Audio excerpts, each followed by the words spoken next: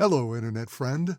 Today on Value Side, the massive task of returning America to self-sufficiency. I'm David Ravel. Well, for over 50 years, America has moved its production overseas. It's been the easy answer to many of our nation's most pressing issues. Are you concerned about the environment? Are you worried about clean water, clean air, and the many pollutants associated with traditional manufacturing? Well, just move production offshore.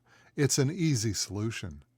Are you worried about workers' benefits, retirement plans, pensions, and yes, even Social Security?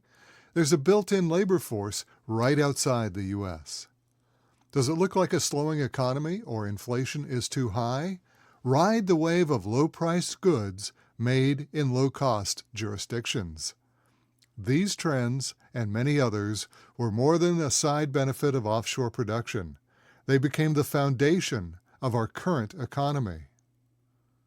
For the country's leaders, trade was a low-cost provider became the easy and expedient method for maximizing growth and profits.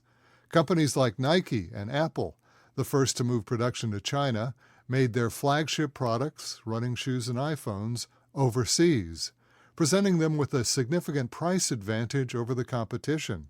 Competition, incidentally, which either had to follow them overseas or lose market share.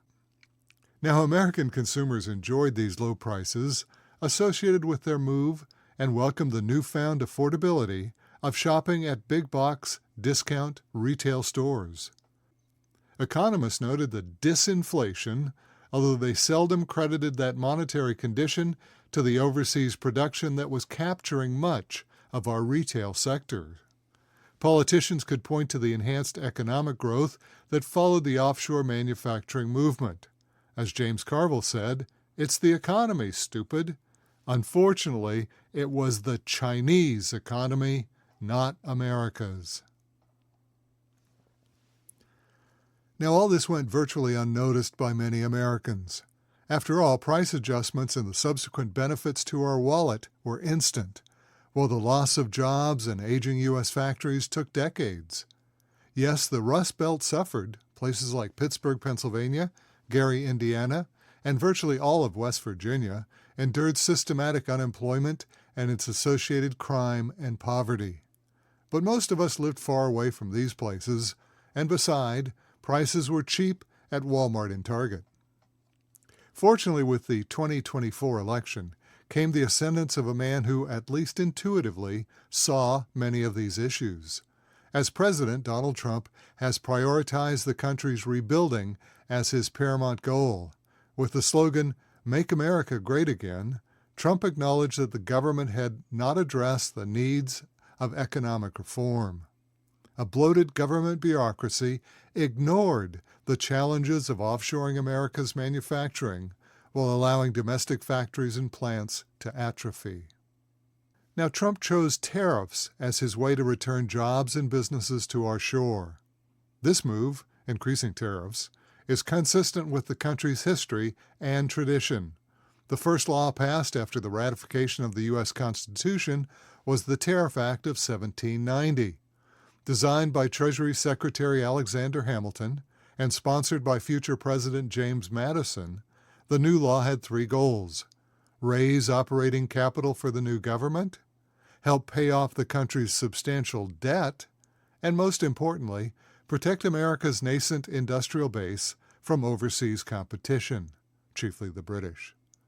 These are undoubtedly the same three goals President Trump would like to take today.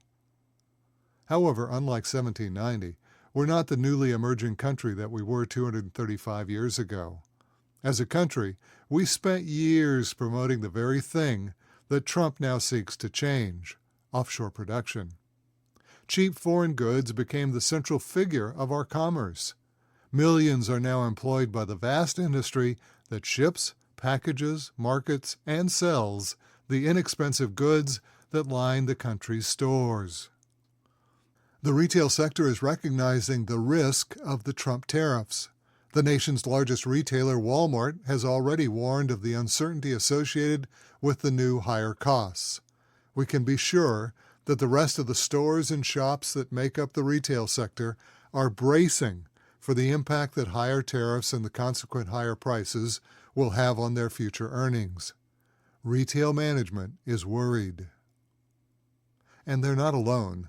The nation's chief banker, Jerome Powell, chairman of the Federal Reserve Board, said that he too is concerned about the return of inflation driven by higher tariffs. In a speech before the University of Chicago Booth School of Management on Friday, he said, quote, "If it turns into a series of things, if the increases in tariffs are larger than would matter, and what really does matter is what is happening with longer-term inflation expectations, how persistent are the inflationary effects?" Unquote, Chairman Powell. While Powell remains concerned about the inflationary aspects of tariffs, the average consumer focuses on the same issue, rising prices. The result is that the latest University of Michigan Consumer Confidence Survey had to be revised to the lowest level in 4 years. Consumers are becoming nervous, and that's never a good sign for the economy, and that represents about 2/3 of commerce. Finally, there's the issue of China. China remains our chief trading partner, and whether we like it or not, we continue to rely on its supplies of goods and materials for the well-functioning economy. Remember the supply chain disruption we experienced during the COVID-19 pandemic? Well, that's a small indication of how severe cutting trade ties with China would be. Unfortunately, the recent reaction from China to Trump's proposed 10% increase in U.S. tariffs indicates that Washington has some work to do in managing this most important relationship. Asked to respond to the tariff increase, China Foreign Ministry spokesman said, quote, "Exerting extreme pressure on China is the wrong target and the wrong calculation. If the U.S. has other intentions and insists on a tariff war, trade war, or any other war, China will fight to the end. We advise the U.S. to put away its bullying face and return to the right track of dialogue and cooperation as soon as possible." Unquote, China. Now, the Trump administration has a lot on its plate, including issues of international war and peace, monetary inflation, financial stability, and future prosperity. A version of these fall under the rubric of tariffs and is summed up in Trump's motto, "Make America Great Again." Each of these objectives requires addressing different constituents, from consumers to central bankers to American multinationals and foreign governments and companies. Each has differing objectives, speaks in various idioms, and requires different concessions. This requires a multi-pronged approach and will likely take months to achieve. Half a century cannot be undone with a one-and-done approach as promoted by Treasury Secretary Scott Bessent. Finally, we need to acknowledge that many of our fellow citizens are facing one of the most challenging transitions of their lives, the loss of a job. For anyone who's been through such a situation, you know how traumatic this can be. As this is written, more than 170,000 Americans are now out of work, displaced by the DOGE, that's the Department of Government Efficiency, reorganization of the federal government.